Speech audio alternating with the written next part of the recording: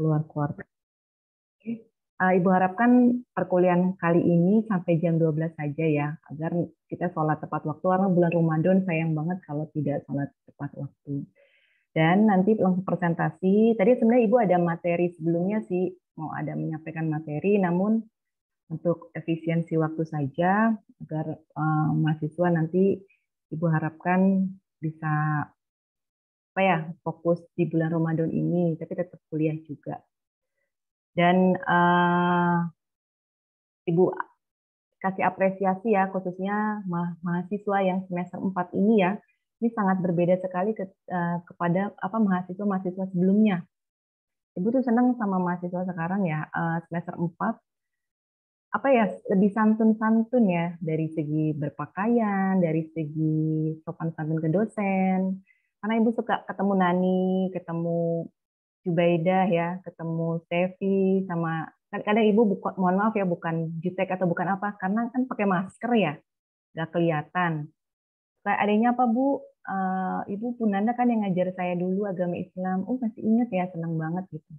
Nah, Ibu kepingin tuh kenapa Ibu ajarkan para mahasiswa untuk mencari jurnal internasional, menerjemahkan, lalu mempresentasikan dengan harapan para mahasiswa Ibu nanti mungkin udah semester 4, semester 7, semester 8, lalu lulus dari S1, itu menteri, mungkin ada yang jadi Menteri Perekonomian Indonesia di sini, atau Menteri Kementerian Keuangan. Nggak ada yang mustahil ya, apalagi sekarang bulan Ramadan. Contoh misalnya suami ibu kan di Kementerian Pertanian, yang karena dia kuliah dulu di IPB ya. Nah, ibu harapkan nih mahasiswa di kelas ibu nih, terutama mumpung bulan Ramadan, makan dari itu ibu kepingin tuh mahasiswa ibu tuh lebih fokus ibadahnya, lebih fokus berdoanya. Karena apa? Bulan Ramadan itu apa ya, bulan ya berbeda dengan bulan-bulan yang lainnya. Jadi manfaatkan kepada seluruh mahasiswa yang Ibu ajar nih, terutama kelas D120, jangan sia-siakan bulan Ramadan itu bulan malas-malesan gitu ya. Jangan. Sampai Ibu tuh memang ke semua kelas ya, bukan kelas ini saja, silakan kalian boleh off cam kayak seperti ini nih. Ibu kayak bicara sendiri ya, tapi nggak apa-apa. Lalu para mahasiswa tidak ada tugas, dengan harapan mahasiswa fokus ibadah. Ya. Tadi sholat subuh, sholat tarawih, banyak berdoa, supaya Allah mengangkat derajat para mahasiswa gitu ya. Jadi walaupun jadi pengusaha, jadi keinginan para mahasiswa. Contoh misalnya ibu tuh dulu memang pengen jadi profesor. Profesor itu kan jadi dosen dulu. Dosen itu kalau punya jurnal internasional banyak nanti jadi profesor. Kayak gitu. Nah, mahasiswa sebelum nanti kelompok 3 presentasi, fokuslah ibadah di bulan Ramadan ini ya. Berbanyak ibadah, karena Ibu sebagai dosen hanya bisa mengingatkan mahasiswa. Yang sepenuhnya itu ada di mahasiswa. Jadi nanti kita perkuliahan kali ini selesai jam 12, karena azan zuhur jam 12, tidak ada tugas ya. Tugasnya adalah para mahasiswa untuk jam 12 itu sholat zuhur. Walaupun ini nggak berkaitan dengan perekonomian Indonesia ya, tapi langsung sholat zuhur, langsung ngaji, karena jadi tugasnya bukan tugas individu tentang perekonomian Indonesia, tapi dengan para mahasiswa sholat, berdoa, itu bisa juga mendoakan perekonomian di Indonesia ini menjadi lebih baik. Oke. Namun sebelumnya kita lihat dulu ya, Jubaida sama Nur Aziza sudah bergabung? Sudah Ibu. Sudah ya? Ibu. Nanti Ibu jadikan host. Mumpung jaringan Ibu sedang stabil, sebentar, 5 menit saja. Terkait berita terkini tentang perekonomian Indonesia ya. Selain dari jurnal, jadi mahasiswa Ibu kenalkan dari berita. Kita harus banyak baca dari berita.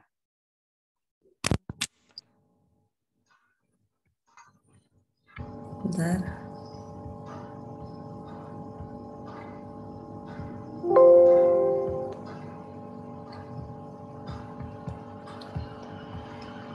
2022, pemerintah telah mengesahkan anggaran belanja yang disertai dengan target capaian ekonomi tahun 2022 dengan pertumbuhan sebesar 5,2%.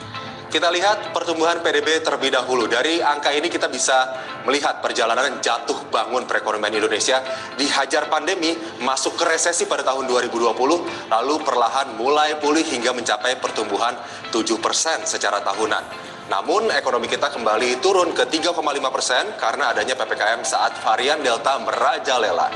Percepatan laju vaksinasi kemudian membuat perekonomian kita tetap berada di jalur atau tren yang positif dan diprediksi pada tahun 2022 nanti ekonomi kita akan tumbuh di level 5,2%. Baik, yang tak kalah pentingnya selanjutnya adalah inflasi atau daya beli masyarakat ya, yang harus terkendali. Inflasi pada tahun 2022 ditargetkan ada di level 3% dengan harapan terus terjadi kenaikan permintaan. Kompetisi negara-negara untuk keluar dari tingginya tingkat kemiskinan ekstrim juga dihadapi Indonesia. Pandemi membawa tingkat kemiskinan kita terus meningkat. Pemerintah menargetkan pada tahun 2022 nanti kita bisa keluar dari jerat double digit angka kemiskinan di level 8,5 hingga 9%. Dan berikutnya kita saksikan, ini dia 5 provinsi termiskin di Indonesia dengan angka kemiskinan tertinggi yang dipimpin oleh Jawa Timur, kemudian disusul Jawa Barat, Jawa Tengah, Sumatera Utara, dan Nusa Tenggara Timur, NTT. Ya, lalu tantangan apa yang akan dihadapi oleh perekonomian Indonesia baik secara global maupun internal? Kita awali dari global, kita lihat berikut ini. Yang pertama tentunya Bank Sentral Amerika Serikat, The Fed, yang mengisyaratkan melakukan beberapa pengetatan ekonomi. Tapering off, pengurangan stimulus ekonomi dengan pengurangan program pembelian aset sampai 120 miliar dolar dan berakhir di bulan Juni 2022. Ini akan menjadi salah satu tantangan besar tidak hanya bagi dunia, tapi juga bagi Indonesia. Langkah ini dinilai dapat membawa dampak volatilitas pasar, gejolak terhadap pasar keuangan, termasuk mata uang negara berkembang. Selanjutnya kita tengok Tiongkok. Selain di Amerika Serikat, skandal raksasa properti Tiongkok Evergrande juga membuat perekonomian negeri tirai bambu melambat. Tiongkok sebagai salah satu mitra dagang terbesar Indonesia diprediksi akan mengalami perlambatan ekonomi menjadi 2% dari kisaran 4-5% saat ini.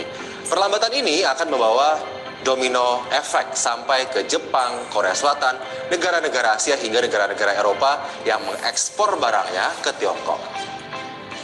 Selanjutnya dari Eropa, langkah penguncian wilayah di Eropa karena adanya varian Omikron membawa dampak pada perekonomian. Gejolak ekonomi di Eropa terlihat saat Austria melakukan karantina wilayah, disusul ledakan kasus COVID-19 di Jerman, negara ekonomi terbesar di benua tersebut. Lalu bagaimana dengan tantangan internal yang akan dihadapi oleh perekonomian Indonesia? Kita lihat ya, dari mikroekonomi, perekonomian dalam negeri yang tengah tumbuh tak lepas dari berbagai tantangan. Arus digitalisasi di sektor keuangan nyata adanya. Kemudahan mendapatkan pendanaan kerap membuat masyarakat tertipu hingga terjerat pinjol ilegal. Hingga November 2021, Satgas Waspada Investasi OJK telah memblokir sebanyak 3.631 pinjol ilegal. Dengan maraknya kemudahan peminjaman uang ini, praktik penagihan dan pencurian data kian meresahkan. Berbagai pengaduan masuk ke OJK, diantaranya pencairan yang tanpa persetujuan, ancaman penyebaran data pribadi, intimidasi dan teror terhadap kontak di handphone, penagihan dengan kata kasar, bahkan sampai pelecehan seksual. Nah, ini semoga literasi keuangan 2022 semakin baik ya, jangan sampai rakyat tertipu dan terjerat lintah darat. Baik, kita tinggalkan keresahan terkait pinjol. Pada 2022 ini akan menjadi tahun kebangkitan bagi pariwisata Indonesia. Pariwisata Indonesia sempat mengalami fase paling buruk akibat pandemi. Kita lihat penurunan jumlah wisatawan terjadi sangat drastis pada tahun 2020 yang hanya tercatat sebesar 4 juta kunjungan. Sementara pada 2019 jumlah kunjungan kita mencapai 16 juta orang. Penurunan terus berlanjut pada tahun 2021 yang tercatat hanya 1,3 juta kunjungan wisatawan hingga bulan Oktober. Kedepan, pada tahun 2022, pemerintah akan memfokuskan pemulihan destinasi-destinasi unggulan, mulai dari Bali, Batam, Banyuwangi, dan destinasi prioritas lainnya. Bicara soal Bali yang tak kalah penting pada perekonomian Indonesia, tahun depan nanti adalah dipegangnya presidensi KTT G20 oleh Indonesia. KTT G20 akan dilaksanakan di Bali, tepatnya pada bulan November, dan berbagai topik yang akan diangkat terkait sistem kesehatan dunia, transformasi ekonomi digital, dan transisi energi. Dari manfaat ekonomi, diselenggarakannya KTT G20 akan membawa manfaat ekonomi, diantaranya peningkatan konsumsi domestik mencapai 1,7 triliun rupiah, penambahan PDB nasional hingga 7,4 triliun rupiah, hingga penyebaran tenaga kerja dari berbagai sektor. Pada 2022 disebut-sebut sebagai akselerasi pemulihan ekonomi. Capaian ekonomi pada tahun 2021 tentunya harus tetap terjaga. Optimisme pertumbuhan ekonomi di berbagai sektor juga terlihat dari target realisasi investasi pemerintah pada 2022 yang mencapai 1.200 triliun rupiah, naik dari tahun 2021 sebesar 900 triliun rupiah. Bagaimana capaian ekonomi tahun depan? Kita bisa lihat dari seberapa akurat tancapkan gas dan seberapa pakem injakan rem pemerintah dalam mengendarai motor ekonomi di jalan berliku pandemi. Oke. Halo semuanya, kenalin aku Momocan, salah satu streamer Valorant Indonesia. Oke, terima kasih. Itu sekilas berita perekonomian terkini. Oke, ya kita untuk mempersingkat waktu, kita akan mendengarkan presentasi kelompok 3. Siapa yang Ibu ingin dijadikan host? Nur Azizah atau Jubaidah? Nur Azizah, Ibu. Nur Azizah ya, oke.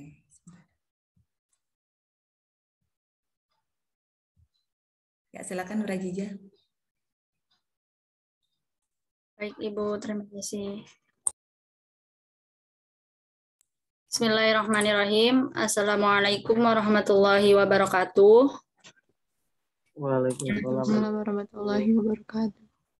Yang saya hormati Ibu Nanda selaku dosen mata kuliah Perekonomian Indonesia, dan yang saya hormati juga teman-teman semua. Saya Zizah dan Jubaidah dari kelompok 3 ingin mempresentasikan hasil ini. Belum masuk ke bahasan, izinkan untuk menjelaskan bagaimana mencari jurnal internasional. Yang pertama itu, buka Google Scholar.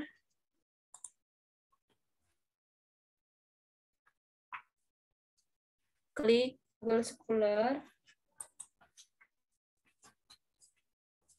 Sebelum memasuki tema atau judul, kita ke Google Translate.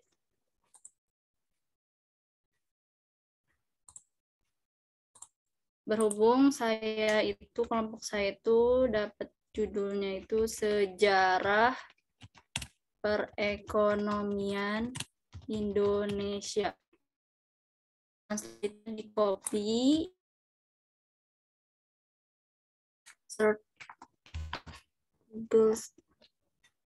Nah, karena satu itu tahun 2021, maka kita diklik kapan saja di sejak 2021. Untuk artikel kan makanya kami favoritin Bu di sini Bu. Nah, ini jurnalnya teman-teman. Kita ngambil jurnalnya ini kayak gini. Setelah itu kita klik PDF untuk mendownload.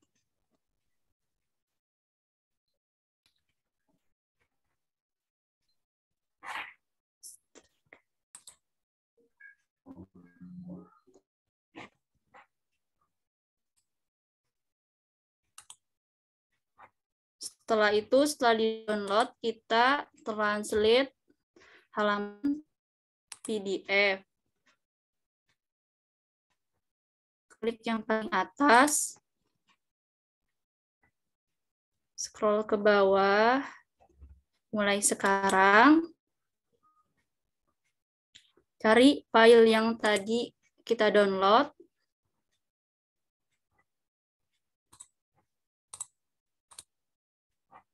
lalu terjemahkan. Nah, ini udah diterjemahkan, tinggal di-download.